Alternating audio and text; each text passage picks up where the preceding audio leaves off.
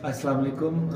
आज हम US history 2023 CSS के पेपर के बारे में थोड़ा बात करेंगे।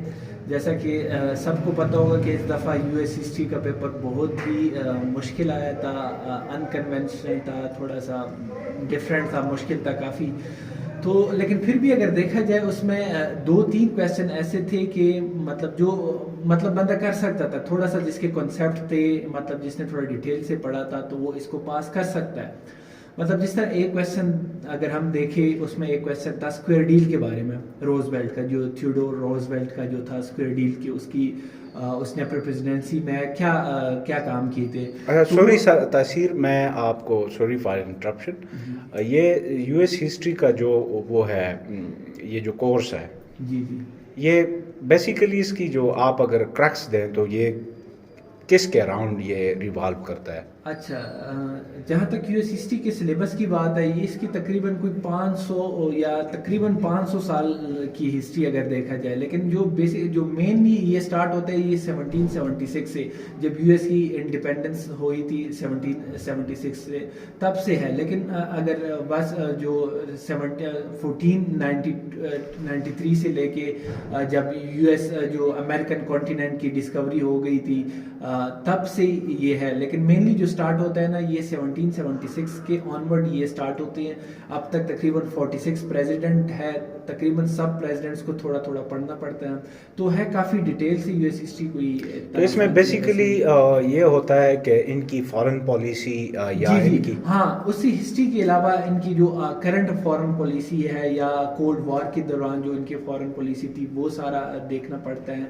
और जो करंट अफेयर है, जो स्पेशली अभी जिस तरह से आया new American new security strategy NSS, जो 12 अक्टूबर 2022 को उनकी रिलीज हो गई है, तो मतलब ऐसी कोई करंट रीसेंट डेवलपमेंट होती है वो भी आपको पता होनी चाहिए, तब जाके यूएस हिस्ट्री का पेपर हो सकता है।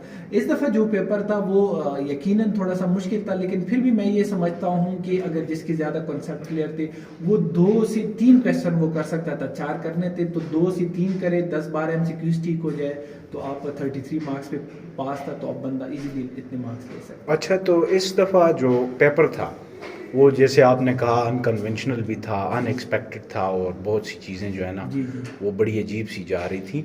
तो ये है कि वो कौन से क्वेश्चंस थे जिसको मतलब जो हो सकते थे, और क्या ऐसी टेक्निक्स थी कि आप किसी छोटे से नुक्ते को लेके उसको आप एक्सपेंड कर हाँ सकें, ज़्यादा लिख सकें? हाँ, जो एक क्वेश्चन था ना स्क्वायर डील का, वो तो मतलब सीधा सीधा मैं उसको कह सकता हूँ कि वो मतलब आसान था। दूसरा जो क्वेश्चन था लूज कंस्ट्रक्शनिज्म और स्ट्रिक्ट कंस्ट्रक्शनिस्ट जो अप्रोच थी फेडरलिस्ट और एंटी फेडरलिस्ट की डिबेट के टाइम पे ना, वो अक्सर स्टूडेंट्स ने ये किया हुआ है, कैंडिडेट्स ने, कि उन्होंने पूरी फेडरलिस्ट और एंटी फेडरलिस्ट की डिबेट्स लिखी हुई है, लेकिन उस डिबेट में सिर्फ एक नुक्ते पे क्वेश्चन था कि लूज कंस्ट्रक्शनिज्म और स्ट्रिक्ट कंस्ट्रक्शनिज्म, वो जिसको पता हो उसका मतलब ये था कि फेडरलिस्ट कह रहे थे कि जो न्यू लॉ बनेगा या जो पुराना अमेंड होगा वो इजीली होगा, मतलब उसके लिए सिंपल मेजॉरिटी होनी चाहिए। हालांकि एंटी फेडरलिस्ट जो तादाद में थोड़े कम थे, जो छोटे स्टेट्स को रिप्रेजेंट कर रहे थे, वो कह रहे थे कि नहीं, इनके लिए 100% मेजॉरिटी अमेंडमेंट के लिए या न्यू लॉ बनाने के लिए ना हो तो एटलीस्ट 2/3 मेजॉरिटी होनी चाहिए।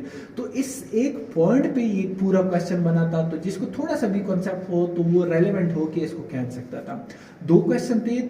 तीसरा क्वेश्चन ये था कि जो पैसेज वे के बारे में था, जिसकी वजह से एक्सपेंशन हो गई है, ट्रेड बढ़ गई है, मतलब वो जो पैसेज वे के बारे में था कि ये नॉर्थ वेस्ट और जो सदर्न पैसेज वे के बारे में जो आया था, वो भी करने वाला था। अगर थोड़ा से बंदे के कॉन्सेप्ट होना तो उसको बंदे एक्सपेंड कर सकता था। अच्छा, तो इसका मतलब ये है कि आपने हेडिंग्स में इसको वो करना था। जी जी एग्जैक्टली, थोड़े से रेलेवेंट होके जाए, बेशक थोड़ा सा कम लेके, लेकिन रेलेवेंट होके जाए तो मेरे ख्याल में, क्योंकि पेपर सबके लिए मुश्किल था, तो फिर रिलेटिव मार्क्स में बंदा निकल सकता है। अच्छा, कि जो रेलेवेंट गए हैं। बाकी यूएस हिस्ट्री का कोर्स इजी है बाकी ये हिस्ट्रीज के मुकाबले में? अभी अभी मेरा ये ख्याल है कि अभी जो अगर 2018 में हिट हुआ था यूएस हिस्ट्री, फिर जाके 2023 में हुआ था, मेरा ये अपना ज़ाती ख्याल है कि अब 1-2 साल ये सेफ जाएगा।